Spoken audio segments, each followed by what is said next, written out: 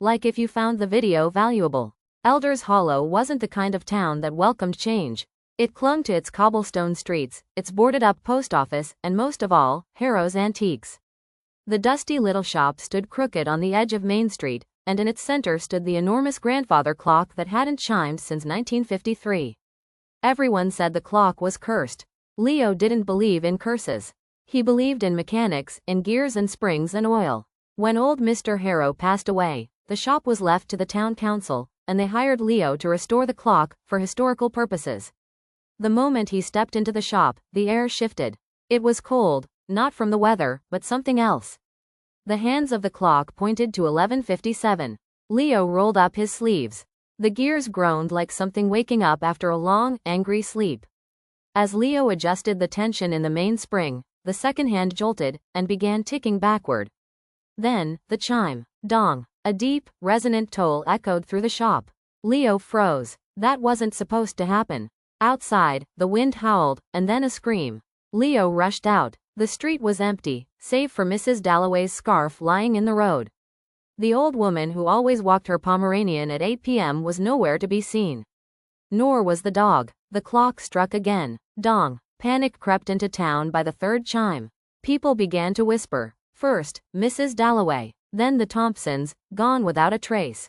Every time the clock tolled, someone else vanished. No signs of struggle, just silence and an absence where a life used to be. By the time it struck 10, only a handful remained. Leo hadn't slept. He couldn't. His hands were black with grease and blood from trying to dismantle the clock. But it wouldn't stop ticking. Wouldn't stop chiming. At 11:56, he stood before it again, heart pounding. The air around the clock had grown thick, like walking through molasses.